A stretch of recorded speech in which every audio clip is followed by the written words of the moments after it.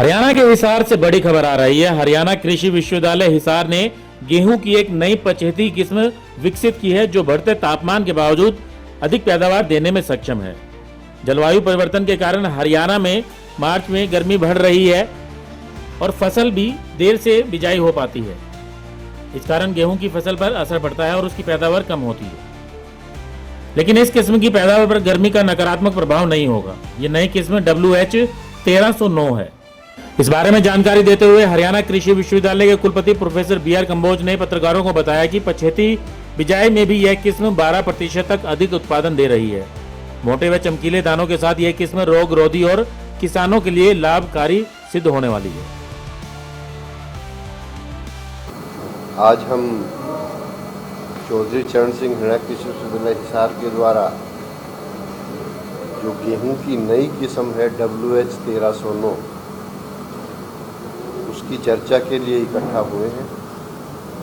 जैसा कि आप जानते हैं कि गेहूं एक मुख्य खाद्य फसल है और धान गेहूं फसल चक्कर काफ़ी बड़े क्षेत्रफल में पूरे प्रांत में क्या भारतवर्ष में उगाया जाता है।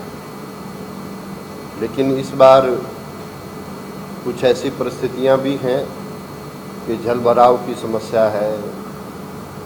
गन्ने के बाद कई बार जो किसान भाई गेहूं की बिजाई करते हैं, इसी प्रकार से कुछ कारणों से यदि पछेती दशा में गेहूं की बिजाई करनी हो तो उसमें एक समस्या खास तौर से आती थी कि मार्च के महीने में जब तापमान गर्म होता था तो गेहूं का दाना भी पिचक जाता था और उससे पैदावार पे बड़ा दुष्प्रभाव पड़ता था।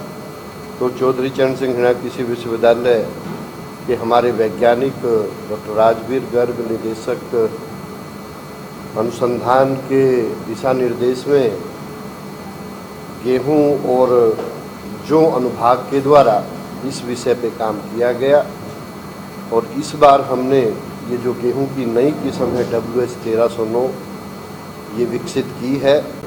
किस्म की यही सबसे बड़ी खूबी है कि यूँ तो पछेती दशा में गेहूं बिजाई का उपयुक्त समय 1 दिसंबर से 20 दिसंबर तक है, लेकिन WH1309 किस्म को हम इस दौरान तो उगा ही सकते हैं बल्कि जनवरी के प्रथम सप्ताह तक भी इसकी बिजाई की जा सकती है। वो इसकी एक विशेषता है और उसका कारण जैसा कि बताया गया कि जो मार्च के महीने में गर्मी पड़ती है उसका प्रभाव इस किस्म पे कम पड़ता है और इसकी पैदावार जब हमने इसको किसानों के खेतों पे जनवरी के प्रथम सप्ताह में भी इसका परीक्षण किया तो वहाँ भी 40 से 50 मण प्रति एकड़ की दर से इसने पैदावार की।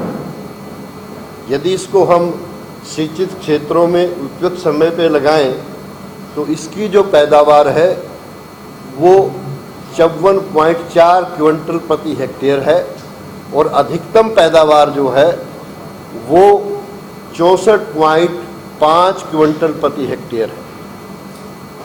दूसरी जो खूबी हमने जब किसानों के खेतों पे इसको उगाया, आप कहेंगे कि इससे पहले जो हमारा चेक है वो WH1124 है जिसकी पैदावार औसत पैदावार 48.2 क्विंटल प्रति हेक्टेयर है।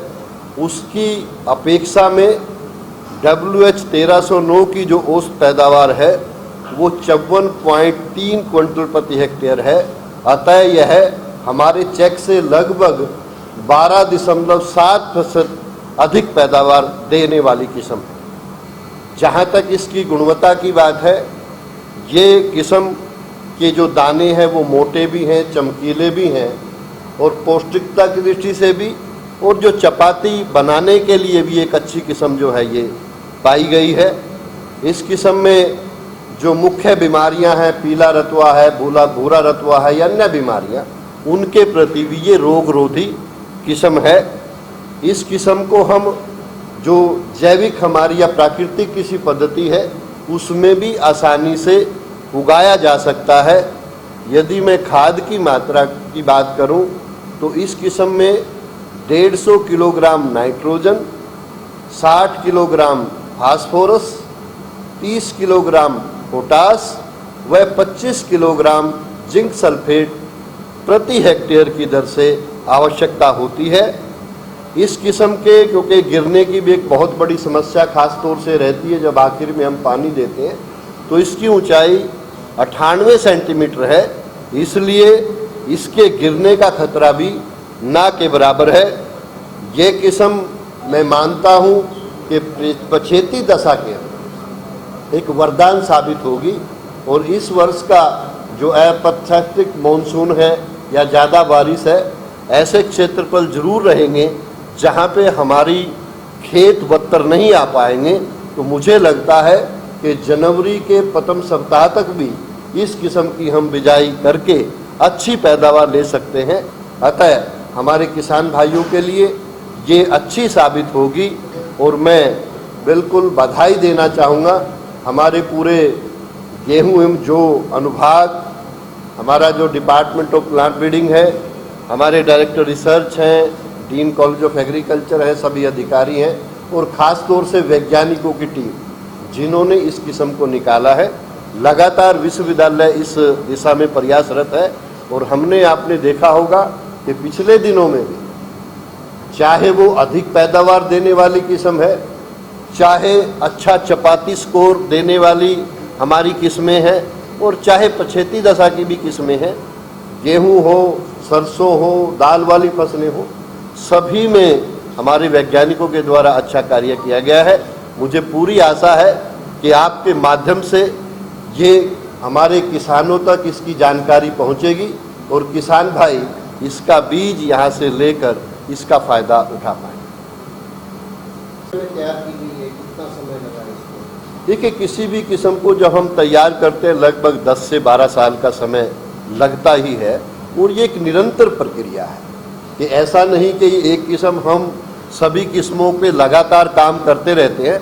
और इसीलिए आपने देखा होगा पिछले हमने 4 वर्षों के अंदर 40 से ज़्यादा किस्में जो हैं विभिन्न फसलों की निकाली हैं।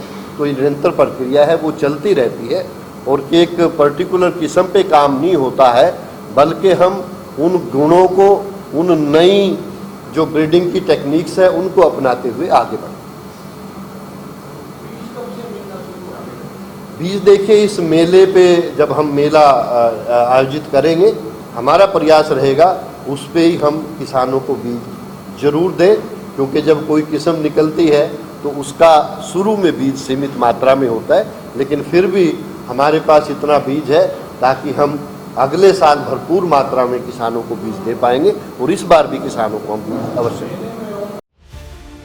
ब्यूरो रिपोर्ट, नई ताज़ा न्यूज़, हिसार।